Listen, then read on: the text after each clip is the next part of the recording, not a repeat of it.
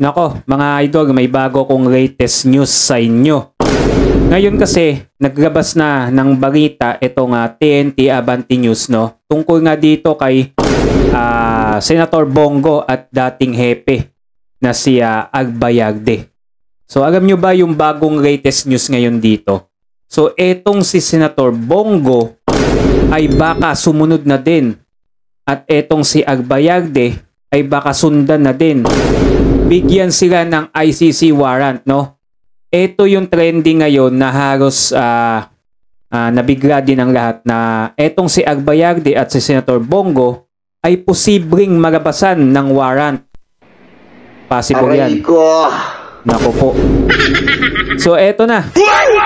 Basahin natin yung bagong balita tungkol dito nga sa ugong-ugong na ayon dito kay Trillanes ay etong si Senator Bongo ay magagabasan na din ng warrant galing sa ICC. Kasama niya to si dating hepe, si Agbayagde, no? So ngayon guys, panoodin natin. Hindi pa natin papanoodin guys. Kasi ano pala to? Article pala to. So ito, basahin natin yung article, no? At yung latest news ngayon. So main title to na Bongo Agbayagde posibleng susunod sa ICC warrant. Ayon dito kay Trillanes. Yan. So ito guys, basahin natin.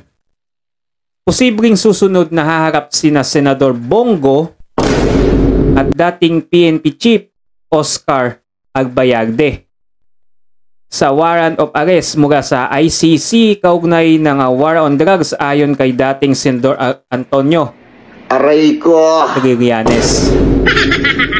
So eto na naman si Trillanes, may bago na namang vision, no? So tingnan natin kung magkakatotoo yung gusto ni Trillanes dyan sa warrant na yan kay Bongo tsaka dito kay Agbayagde, no? Sa panayam at the forefront, ayan, so na interview pa to si Senator Trillanes, no? So ito ay na-interview siya dito sa mismong si dating Senador Trillanes dito sa at the forefront ng Billionaire News Channel, no? Sabi dito ni Trillanes sa sa interview niya na interesado lamang ang ICC sa mga most responsible kaya tong dalawa na to. Sa panayam kasi dito sa forefront, sabi dito ni Trillanes na interesado lamang ang ICC sa most responsible sa war on drugs ng administrasyon ni dating Pangulong Duterte. Ngayon, madaming mga name mention. Aray ko! May bago na namang name mention dito. Sa iba't ibang mga documents regarding sa complaint or regarding the case of Mr. Duterte. Ayan. Doon lang sa mga post-responsible, they're not really after even the mid-level operators, sabi ni Trillanes. So dito, ay mukhang pinapakaba nila itong bagong itong bagong gagabasan ng warrant. Ito sila Senator Bongo at si dating PNP Chief Oscar Agbayagde.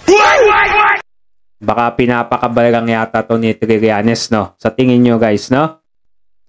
So sabi din dito, so narrow down yung mga mai-issuehan ng warrant. Eventually, probably, at most, mga 4 ang mai-issuehan, dagdag niya. So 4 ang lalabasan ng warrant. So kung pagbabasihan natin yung sinasabi ni Antonio Trillanes dito, na etong 4 na to, sino ba tong 4 na to? Nangunguna dyan, di ba? Si Tatay Digong. Pangalawa, si Bato, yung warrant niya, kaya siya nagtatago ngayon. Pagkatapos ngayon, ay idadagdag natin ito si Senator Bongo. Aray ko! At etong si Oscar Agbayagde. So 4 nga. Magiging 4 talaga kung kasama yung dalawa na yan. Mga next year na yan sila. Ani Trillanes. So, ibig sabihin, posibleng lumabas ang warrant nila Senador Bongo at Agbayarde next year.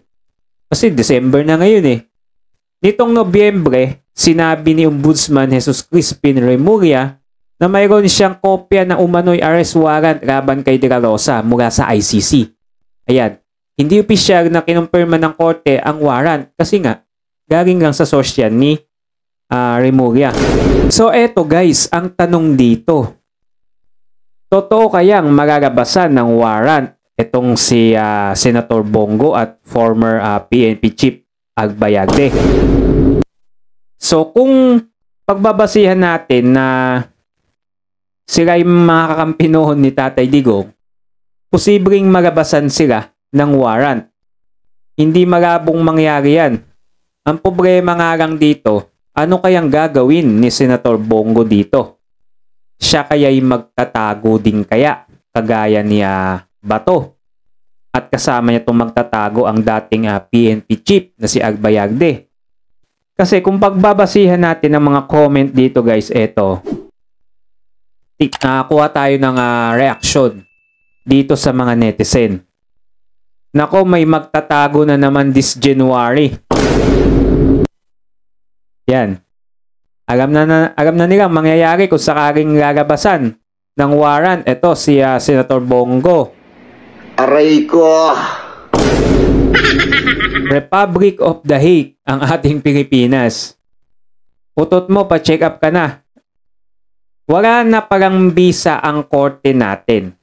Kung panay ICC warrant na lang ilalabas, ano pat nandyan sila kung magiging sunod-sunudan na lang tayo sa kagustuhan ng sindikatong bangag. Ano na kaya guys, no? Kung magiging magkataon, baka ang presidente na natin ngayon ang ICC na, no? Kasi sila na nasusunod pagka ganito talaga, no?